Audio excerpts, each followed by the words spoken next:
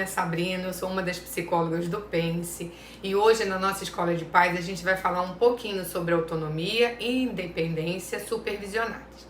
No primeiro momento é muito importante que a gente diferencie esses dois conceitos, porque eles parecem sinônimos, mas eles não são. A independência está relacionada à habilidade da criança de realizar tarefas e seguir regras. E esse conceito é fundamental para o desenvolvimento da autonomia.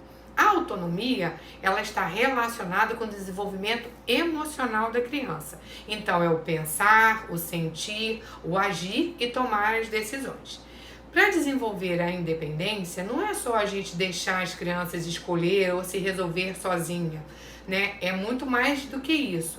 É preciso que a gente possibilite a ela formas dela se posicionar, né? E dela se resolver, né? Fazer as suas atividades só. Para o Winnicott, ele nos diz que toda criança ela nasce com essa independência, com a capacidade de desenvolver a independência. Ela vai desenvolver ou não dependendo do ambiente que ela está e da ação parental. Então, eu costumo falar um pouco sobre, para a gente ter ideia assim, do que possibilitar essa independência da criança, do momento que a gente vai ensinar os nossos filhos, né, ou uma outra criança a andar de bicicleta. A gente sempre pensa no primeiro momento que precisa escolher uma bicicleta que seja de acordo com o tamanho dela. Aí você vai, compra a bicicleta e junto da bicicleta você compra uma série de aparatos. Você vai comprar a rodinha, vai comprar a cotoveleira, capacete, joelheira, né? Vai preparar toda a criança e mesmo com todos esses aparatos, com todos esses utensílios, você vai estar ao lado para auxiliá-la caso eventualmente ela venha precisar.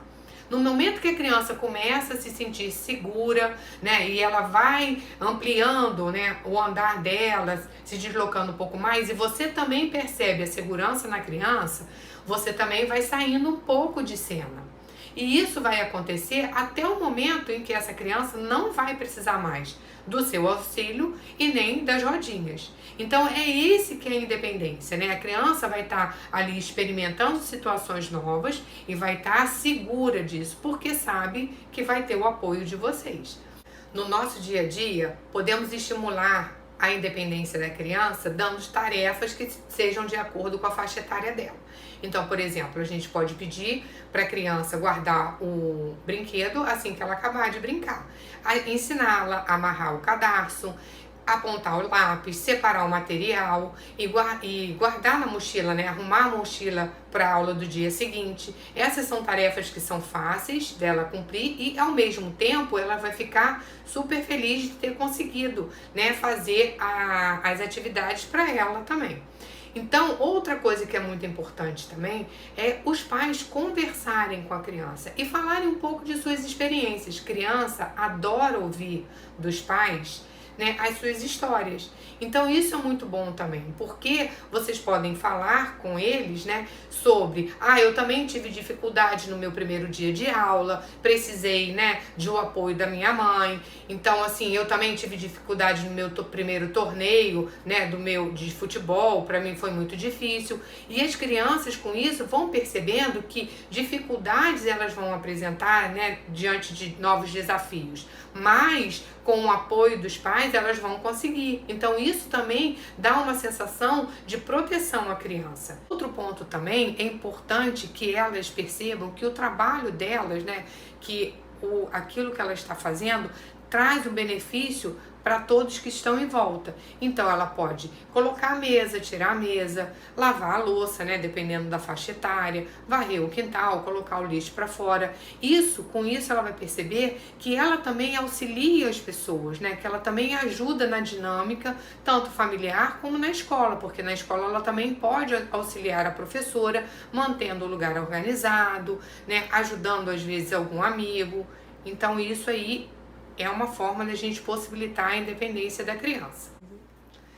Para uma criança é fundamental que ela cresça num ambiente social que estimule a sua independência e, posteriormente, também a sua autonomia. Com isso, vai fazer com que a criança não chegue na fase adulta, né, ou venha se tornar um adulto indeciso, inseguro, sem iniciativa, dependente das pessoas. Então é muito importante que a gente esteja atento para isso e que possa possibilitar a criança a esse desenvolvimento. Ser um sujeito autônomo está relacionado com a capacidade de pensar e agir por conta própria, de tomar decisões, né, de reconhecer os seus sentimentos. Então isso é muito importante que a gente venha desenvolvendo na criança.